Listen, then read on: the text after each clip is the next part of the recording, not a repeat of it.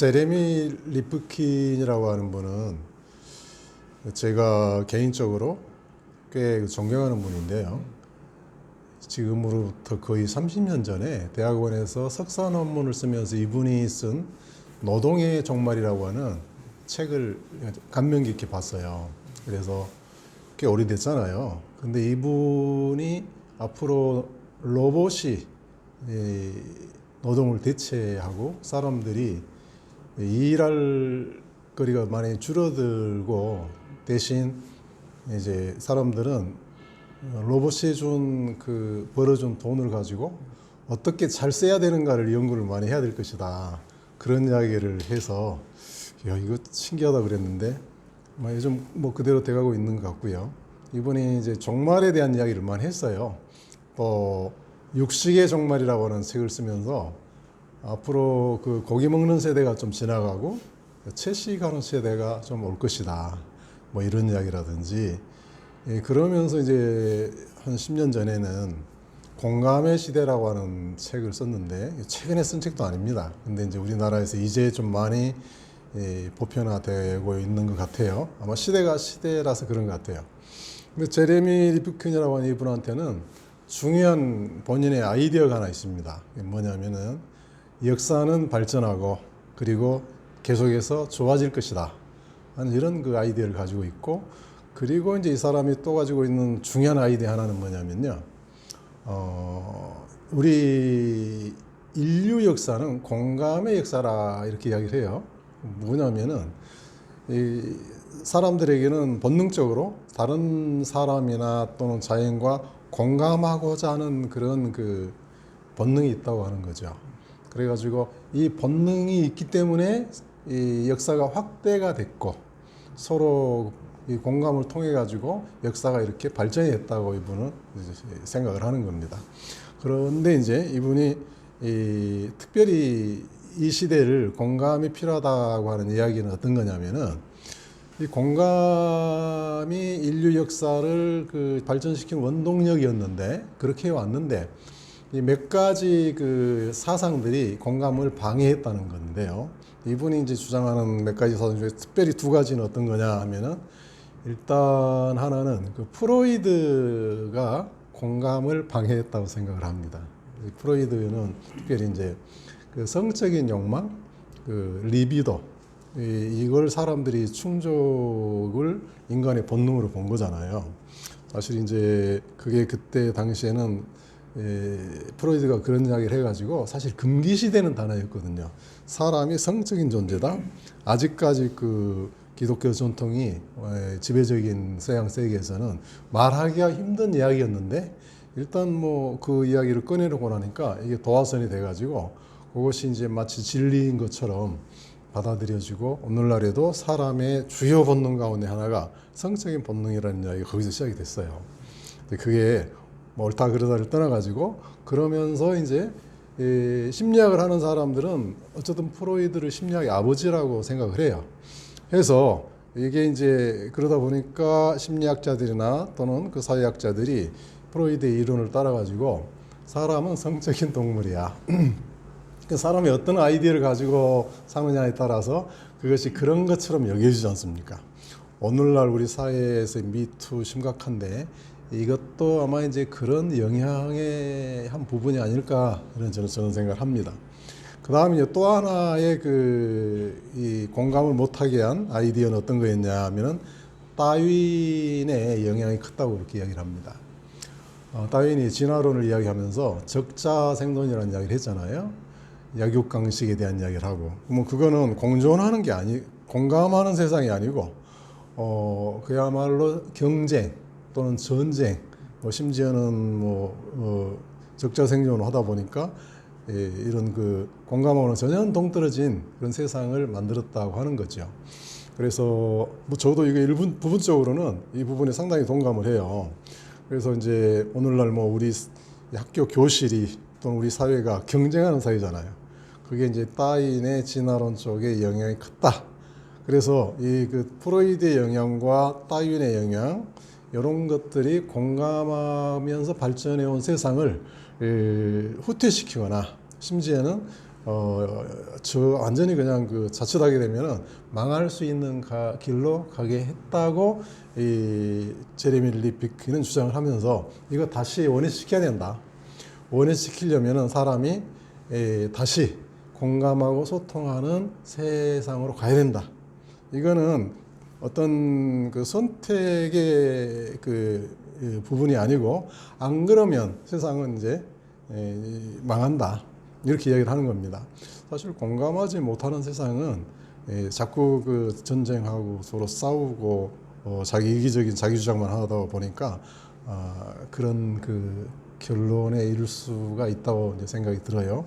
어쨌든 이분의 그 리프키는 그래서 21세기는 공감하자. 그래야 인류가 서로 함께 공존할 수 있다. 뭐 이것이 이제 21세기는 공감의 시대다. 뭐 이런 이야기를 한 것이죠. 이게 그래요. 공감력이 좋은 사람들이 태생적으로 있는 것 같아요. 정말 인간 친화적인 사람들이 확실히 있습니다. 그리고 그 사람들이 무슨 말을 하면은 말하는 사람보다 그 사람의 그 무의식적인 상태랄까? 이런 걸 더 잘 알아차리는 사람도 적지 않게 있어요. 특히 남자보다는 여자들이 더 그렇습니다. 근데 심리학을 좀 공부했던 우리 같은 사람들이 보면은 사람이 여러 유형 가운데 특별히 사람들과 공감을 잘하는 사람들이 있습니다. 뭐 이런 사람들은 앞으로 세상에서 살아가는데 좀 좋겠죠. 사람들이 또 좋아하고 그런 사람들을. 그런데 그 천부적으로 그런 사람이 있고 천부적으로 또 공감을 잘 못하는 사람도 있어요. 근데 이제 못하는 사람은 그럼 못하는 채로 내버려 둘 것이냐?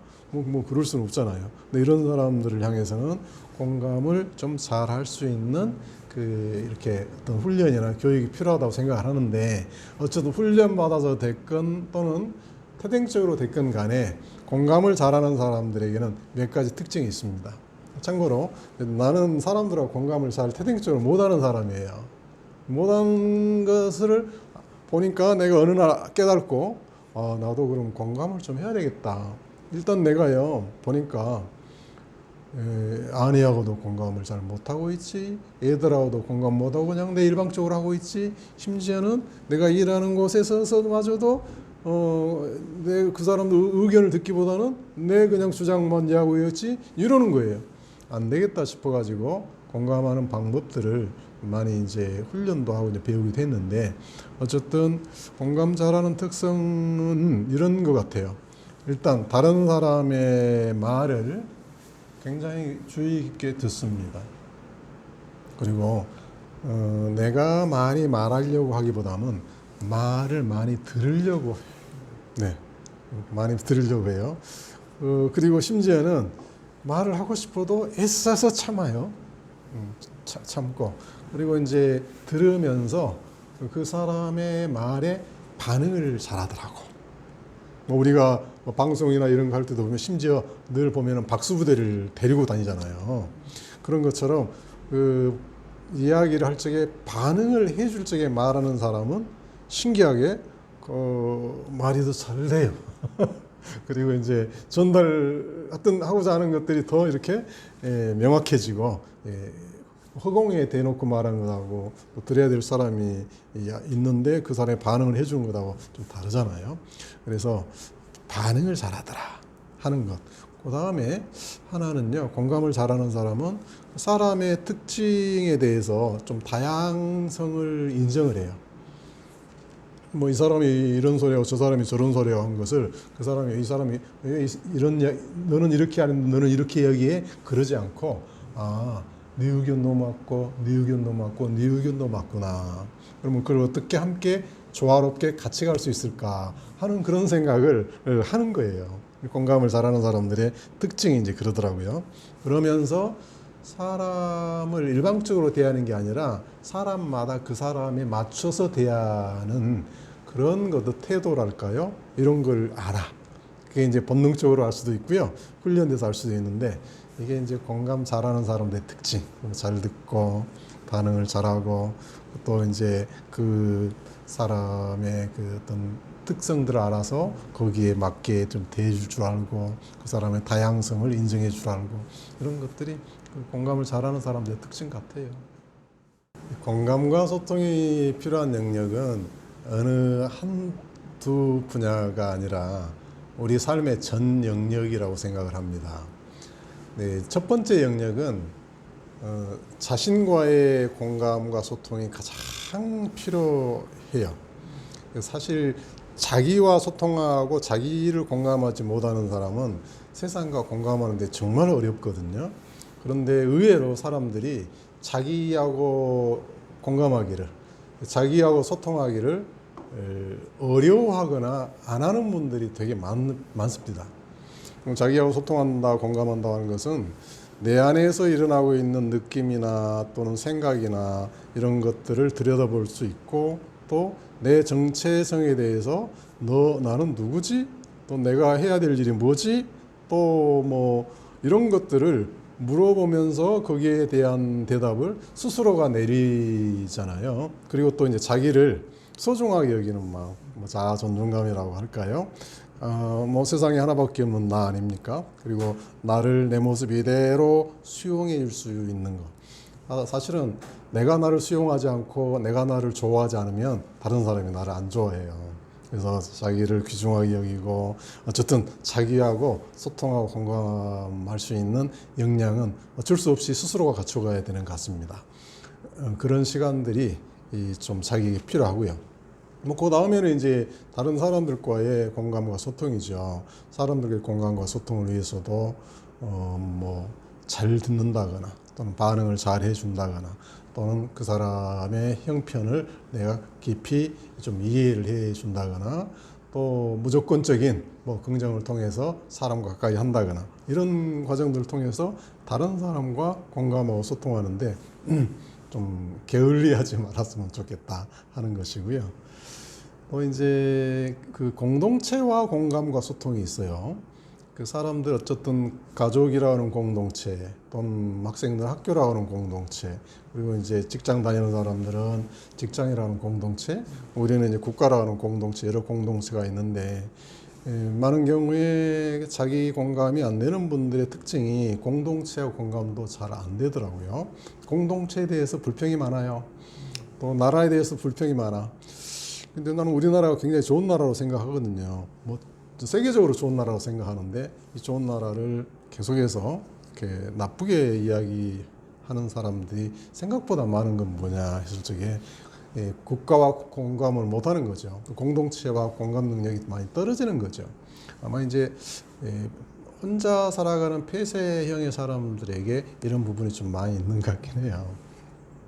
마지막으로 한 가지 더 말씀드리자면은 사람들이 이런 생각을 좀 했으면 좋겠다는 생각이 듭니다. 온 그 지구적인 공감이라고 해야 될까요? 그 자연과의 공감이죠. 나무 한 그루 풀뿌리 하나를 보면서도 소중히 여길 줄 알고 또는 심지어는 날아가는 새한테도 너 어디 가니? 불어오는 바람을 향해서도 야 시원해서 좋다. 어디 갔다 왔니? 뭐 이렇게 또 우리 그래서 사람들한테 제일 공감을 많이 주는 강아지들하고는 공감을 많이 하는 것처럼 역시 동물들하고도 뭐 공감을 하면서 만나서 반가워 어디 가니? 뭐 아까 우리 그 팀장님께서는 그 새들하고 모여주면서 공감하고 있다는 이야기가 저는 되게 새롭게 들렸습니다만은 이런 그 자연 세계하고 공감을 하다 보게 되면요 생태적인 인간이 좀 돼가는 것 같아요. 풀 한 폭이 소중히 여기고 나무 한 그루 소중히 여기고 뭐 새 한 마리 아름답다고 생각할 수 있고 밤하늘의 별을 보고 감동을 할 수 있고 그러면 그런 사람이 어찌 자연을 함부로 대하겠어요?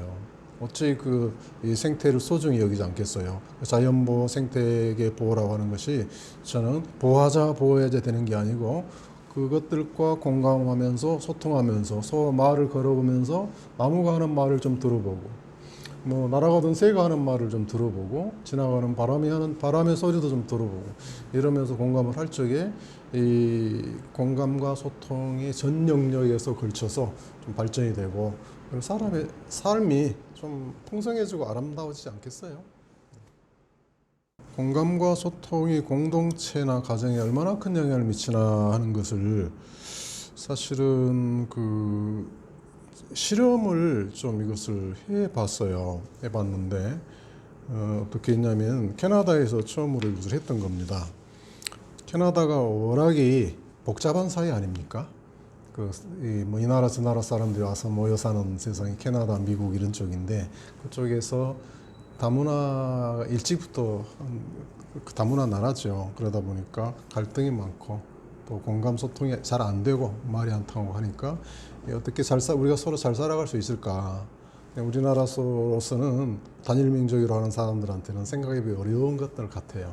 그래서 어떤 시험을 했냐면은 한 그 초등학교에 아기들을 데리고 와서 국어 시간, 수학 시간 하듯이 애들과 함께 공감하고 소통하는 시간을 아예 가지고 수업을 한 겁니다. 애들로 하여금 그 아이들 관찰하면서 아이들과 공감하게 한 거예요. 그럼 2~3살짜리 애기들이 막 기어다니기도 하고 눈도 맞추고 막 이제 이러해요. 그런데 이런 그 과정을 처음에는 낯설어하더니 하다 보니까 그 초등학교 아이들이요 너무 재밌어하고 뭐 그냥 막 그날 오기를 막 기다리고 또 이제 이런 한 학기가 지나고 나고 1년이 지나고 나니까 어떤 결과들이 생겨나느냐면요 되게 놀라운 결과들이 생겨나는 겁니다. 그게 뭐냐면은 한 아이가 가정에서 엄마로부터 완전히 이렇게 따돌림을 가정에서 당했던 그 아이가 처음에 이걸 시작을 했을 적에는 얘한테 안 가더니만은 선생님이 데리고 와서 이제 이렇게 데리고도 가고 점점 다가가기 시작하더니 나중에 학기 끝날 때쯤 이런 이야기를 하는 거예요.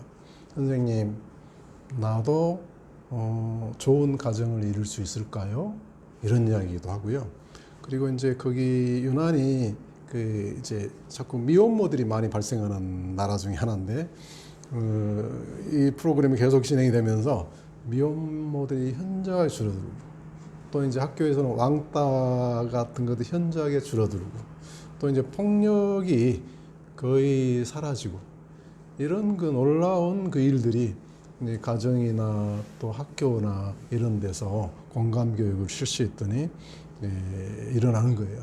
공동체가 아름답게 이제 치유가 된 거죠. 그래서 이게 이제 칼 로저스라고 하는 사람은 공감의 효과에 대해서 잘 공감하면은 공감이야말로 최고의 치료, 마음을 치료하는 거고 마음이 치료가 되면은 공동체가 치료가 되고 가정이 치료가 됩니다 하는 그 치료 심리학의 핵심으로 공감을 넣어놨어요. 그래서 공감 잘하고 소통 잘하면 공동체 치료됩니다.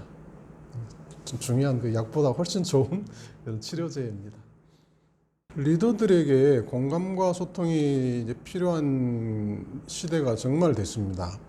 옛날에는 상명하복식의 또 가부장적인 명령을 하는 수직적인 그런 그 사회였었는데 세상이 지금 달라진 거죠.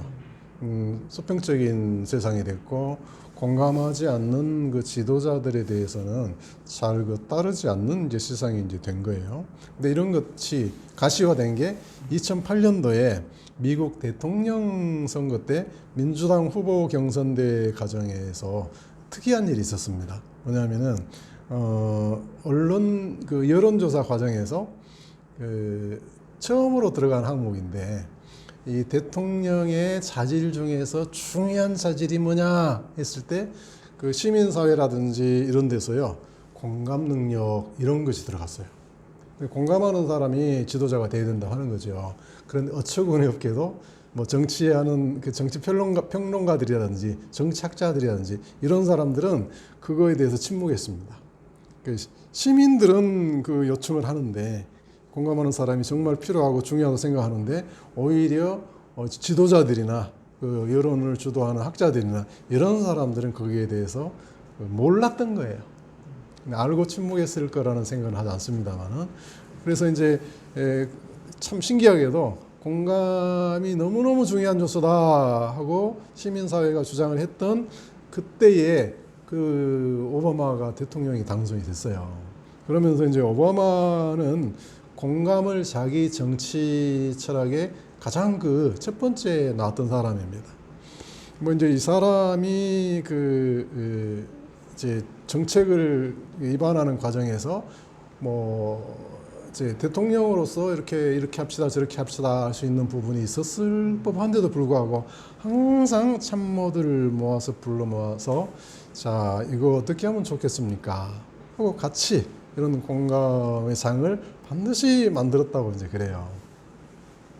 이런 걸 보면서 우리나라도 언제쯤 그런 대통령이 나올 수 있을 것인가. 오바마의 늘 했던 그 말이 그거였다고 그럽니다. 나는 여러분들의 의견을 듣겠습니다. 무슨 말이든지 하십시오. 이게 이제 오바마가 자주 했던 이야기인데, 우리도 그 정치하는 사람들이나 또는 각 어떤 그룹의 리더들이 무슨 말이든지 하십시오. 그 말을 듣겠습니다. 그리고 앞으로 우리가 하는 일에 반영하겠습니다. 하는 이런 말이 오겠죠. 빨리 왔으면 좋겠다고 생각합니다.